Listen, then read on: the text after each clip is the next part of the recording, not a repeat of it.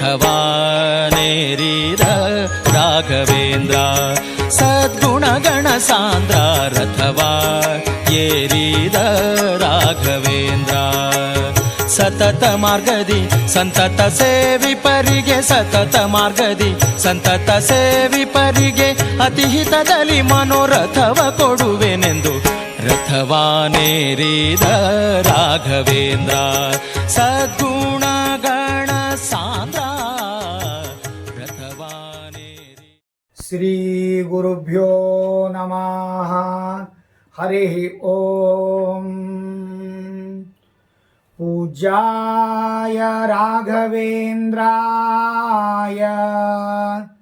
ಸತ್ಯಧರ್ಮರತಾಯ ಚ ಭಜತಾಂ ಕಲ್ಪವೃಕ್ಷಾಯ ನಮತಾಂ ಕಾಮಧೇನವೇ.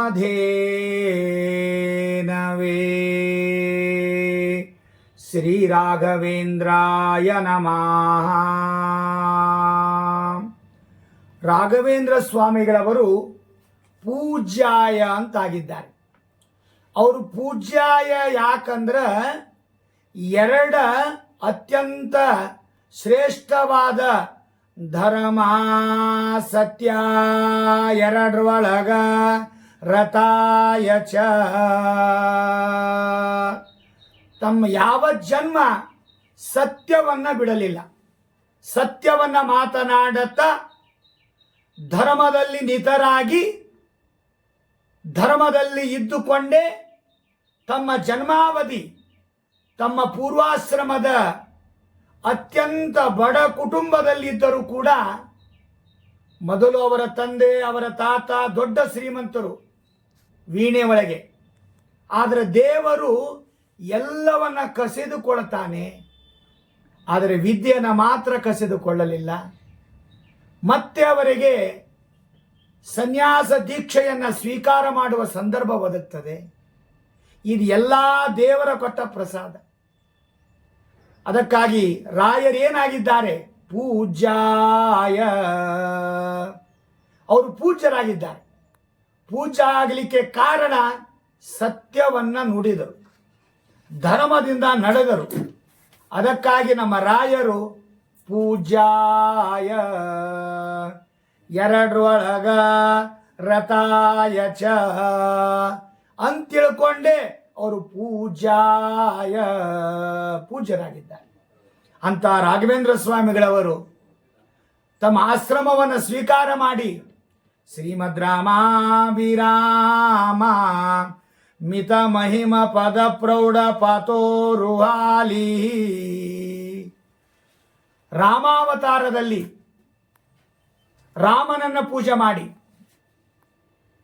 ಕೃಷ್ಣಾವತಾರದಲ್ಲಿ ಕೃಷ್ಣನನ್ನ ಪೂಜೆ ಮಾಡಿದ, ವೇದವ್ಯಾಸ ದೇವರ ಅವತಾರ ಮಾಡಿದಾಗ ಆನಂದ ತೀರ್ಥರಾಗಿ ಆ ಹನುಮ ಭೀಮ ಮಧ್ವರನ್ನ ಆರಾಧನೆಯನ್ನ ಮಾಡುತ್ತಾ ರಾಮನ ಸೇವೆಯನ್ನ ಮಾಡಿ, ಲಕ್ಷ್ಮೀ ನರಸಿಂಹದೇವರ ಸೇವೆಯನ್ನ ಮಾಡ್ತಾ ಪಾಠ ಪ್ರವಚನಗಳನ್ನು ಮಾಡಿಸ್ತಾ ವಿದ್ಯೆಯನ್ನ ಕಲಿಸಿರಿ, ವಿದ್ಯೆಯನ್ನ ಮತ್ತೊಬ್ಬರಿಗೆ ಹೇಳಿ, ವಿದ್ಯೆಯಿಂದೇ ಜಗತ್ತು, ವಿದ್ಯಾ ಇದ್ರೆ ನಮ್ಮ ಬಾಳಿನಲ್ಲಿ ಬದುಕು ಎಂಬುವ ಒಂದು ಒಳ್ಳೆಯ ಸಂದೇಶವನ್ನ ತಿಳಿಸಿಕೊಟ್ಟ ಮಹಾನುಭಾವರು ನಮ್ಮ ರಾಘವೇಂದ್ರ ಸ್ವಾಮಿಗಳವರು. ಇದೇ 354ನೇ ಆರಾಧನೆಯ ಮಹೋತ್ಸವ. ನಾಳೆ 11/8/2025 ಒಳ್ಳೆಯ ಸಂಭ್ರಮದಿಂದ ಒಳ್ಳೆಯ ವೈಭವಪೇತವಾಗಿ, ಅದು ಮಂತ್ರಾಲಯದಲ್ಲಿ ಆಗಿರಬಹುದು, ಹಿಂದೂಸ್ತಾನದಲ್ಲಿ ಆಗಿರಬಹುದು, ವಿದೇಶಗಳಲ್ಲಿಯೂ ಕೂಡ 3 ದಿವಸ ಆರಾಧನೆ. ಇವತ್ತು ನಾಳೆ ನಾಡಿದ್ದು, ಇವತ್ತು ಪೂರ್ವಾರಾಧನೆ, ನಾಳೆ ಮಧ್ಯಾರಾಧನೆ, ಅಚಿನಾಡಿದ್ದು ಉತ್ತರಾರಾಧನೆ. ಎಲ್ಲ ಭಕ್ತರ ಸಮೂಹ ಬಹಳ ಉತ್ಸಾಹದಿಂದ ಆರಾಧನೆಯನ್ನು ಮಾಡ್ತಾರೆ. ಆರಾಧನೆ ಮಾಡಬೇಕಾದ್ರೆ ರಾಯರು ಏನಾದರೂ ಮಾಡಿರ್ಬೇಕಲ್ಲ. ಏನು ಮಾಡ್ಯಾರಲ್ಲ, ಏನೆಲ್ಲ ಮಾಡಿದ್ದಾರ್ರಿ. ಶ್ರೀರಾಘವೇಂದ್ರ ಸಕಲ ಪ್ರದಾತ. ನಮ್ಮ ರಾಯರು ಎಲ್ಲರಿಗೂ ಬೇಡಿದ್ದನ್ನು ಕೊಡ್ತಾರೆ. ಮದುವೆ ಆಗಲಿಲ್ಲ ಅಂದ್ರೆ ಹೆಣ್ಣು, ಮಕ್ಕಳಾಗಲಿಲ್ಲ ಅಂದ್ರೆ ಸೇವಾ ಮಾಡ್ರಿ, ನೌಕರಿ ಆಗಲಿಲ್ಲ ಅಂದ್ರೆ ಸೇವಾ ಮಾಡ್ರಿ, ಪ್ರಮೋಷನ್ ಬೇಕಾದ್ರೆ ಸೇವಾ ಮಾಡ್ರಿ. ಹಿಂಗ ನಮ್ಮ ಬಾಳಿನಲ್ಲಿ, ನಮ್ಮ ಸಂಸಾರದಲ್ಲಿ ಎಲ್ಲ ಕಷ್ಟಗಳನ್ನು ಪರಿಹಾರ ಮಾಡಿ ಇಷ್ಟಾರ್ಥವನ್ನು ಕೊಟ್ಟು ಕರುಣೆಯಿಂದ ಕಾಪಾಡಲಿಕ್ಕಾಗಿ ನಮ್ಮ ರಾಘವೇಂದ್ರ ಸ್ವಾಮಿಗಳವರು ಕಾಮಧೇನುವಾಗಿ ಆಕಳಾಗಿ ನಮ್ಮ ಮೂಡಲಿಗೆಗೂ ಬಂದಿದ್ದಾರೆ.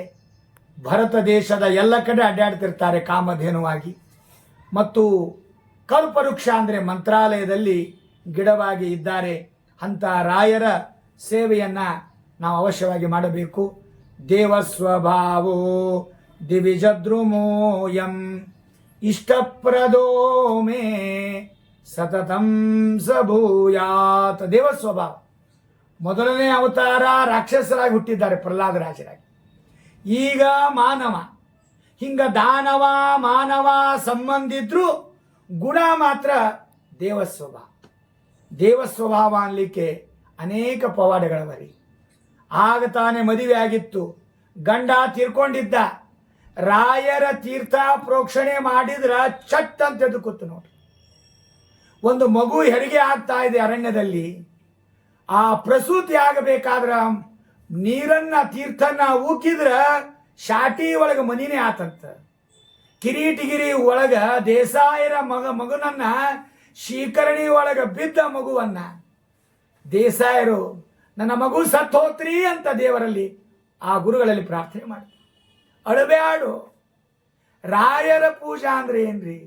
ರಾಯರ ಬಂದಿಲ್ಲೋ, ನರಸಿಂಹದೇವರು ಬಂದಾರ, ಆ ಹಣಮಪ್ಪ ಬಂದಾನ.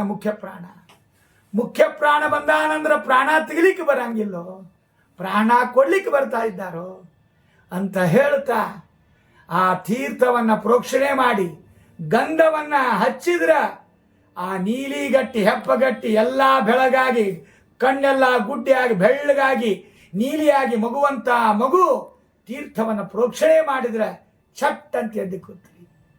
ಅದಕ್ಕಾಗಿ ದೇಸಾಯರ ಮಗುವನ್ನ ಬದುಕಿಸಿದಂಗ ನಮ್ಮ ಸಂಸಾರದಲ್ಲಿ ಜಂಜಾಟದೊಳಗ ಈ ಉಸಿರಿನ ಕೆಸರಿನೊಳಗೆ ನಾವು ಕೂಡ ಅನೇಕ ರೀತಿಯಾದ ಕಷ್ಟಗಳನ್ನು ಪಡ್ತಾ ಇದ್ದೇವೆ.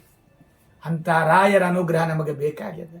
ಅದಕ್ಕಾಗಿ ರಾಯರು ದೇವಸ್ವಭಾವೋ ದಿವಿಜದ್ರುಮೋಯಂ ಇಷ್ಟಪ್ರದೋ ಮೇ ಸತತಂ ಸಭೂಯಾತ್.